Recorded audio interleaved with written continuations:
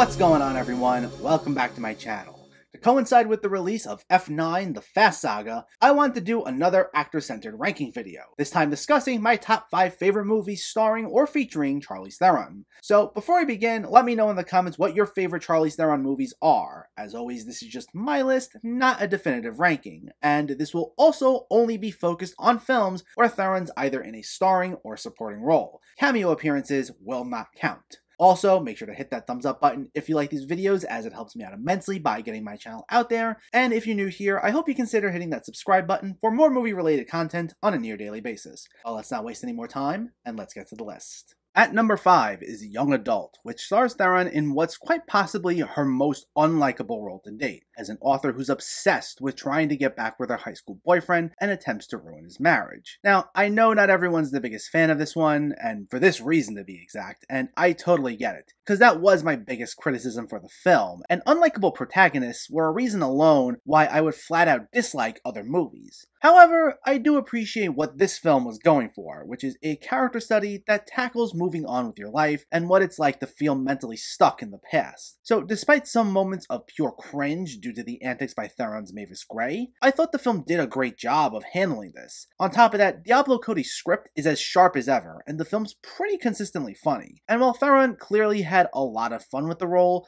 the real standout is Patton Oswalt as her old high school classmate, who always seems to pop up at the worst possible moment to berate her for trying to do whatever it is she does. And considering he's a much more sympathetic character and he has the second most prominent role, for me personally, it balances out the harsh qualities of Mavis. I know that won't be the case for everyone, and like I said, I get it, but despite being rough around the edges, this is still a darkly funny and enjoyable watch for me. At number 4 is Monster, the feature debut of writer-director Patty Jenkins, which is an aggressively dark character study of real-life serial killer Eileen Wuornos, known especially for Theron drastically changing her appearance in order to play her. Now, the term transformative is kind of thrown around a bit too loosely at times, but this is one that I'd say most aptly fits the bill, and she is very good here. While the film's extremely dark tone and heavy-handed attempts at making Wuornos sympathetic don't always work for me, Theron's performance is electrifying here, and she's the main reason why this works as well as it does. Though I also enjoyed Christina Ricci, who plays Wuornos' semi-fictionalized lover, Shelby, who's trying to escape an abusive household through much of the film while also trying to make a relationship with Wuornos work.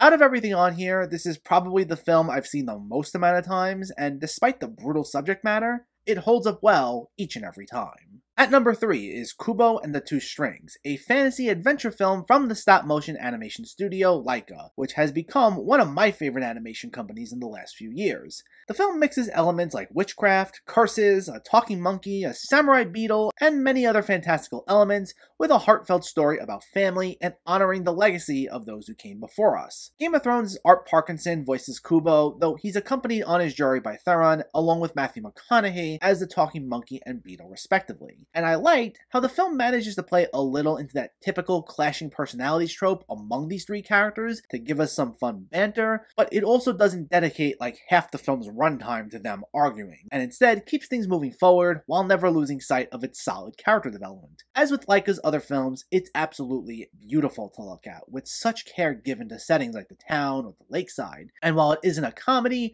we do get some of the quirky banter that Laika can excel at sprinkled in here, and it makes for a riveting, sweet, and absorbing film that is just a joy to watch.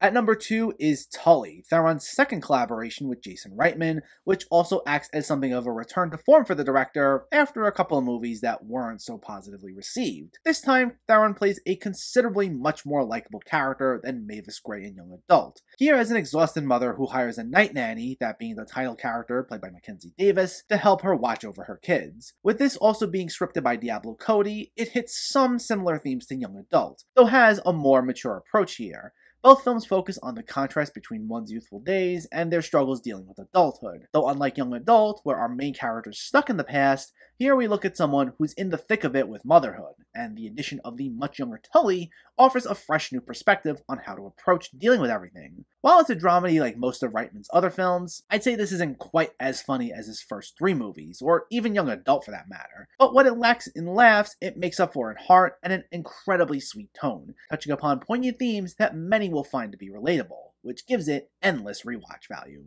But in first place is Mad Max Fury Road, an absolutely bonkers, off-the-wall film that absolutely blows all the other Mad Max movies out of the water. It's a film that manages to combine a compelling narrative with dark humor, a surrealist tone, and absolutely over-the-top but exhilarating action. It's basically a non-stop adrenaline rush, as much of it is essentially one giant road battle, with Max, played by Tom Hardy, and Imperator Furiosa, played by Theron, duking it out with an eclectic array of goons, scoundrels, murderers, and all sorts of villains. And like I said, it's just about non-stop. It's the sort of film that runs the risk of being a bit too obnoxious with its action, as there are only so many moments to breathe, but it makes every little moment count. And part of why it sits in first place is not just the fact that it's simply an entertaining action movie, but because despite the title being Mad Max, and despite Tom Hardy being really good here, it's Furiosa who's the standout character, giving us a strong, badass female action hero that rivals the greats like Ellen Ripley and Sarah Connor, with Theron giving a performance that rivals that of Eileen Wuornos in Monster. This is a film that gets better with each successive rewatch. It's one of the best action movies of all time, it's the best Mad Max movie of all time, and it's my #1 favorite movie starring Charlize Theron. And that's my list. I hope you enjoyed it. Now, normally I do top 10s, and I wanted to do one here, as that was a way to potentially cover some hidden gems, but unfortunately things have been really busy on my end, so I only had time to cover so much, but I still had fun with this either way, and I hope you did as well. And if you did, then stay tuned for much more of these actor rankings coming soon. But let me know, what are your favorite Charlize Theron movies? Was it anything I listed here? Was it something I left off? Let me know in the comments below so we can discuss. Also, if you enjoyed this video, please like it and share it. And for more movie reviews and film discussion, please make sure to hit that subscribe button to stay updated. Thanks for watching everyone, and keep having fun with film.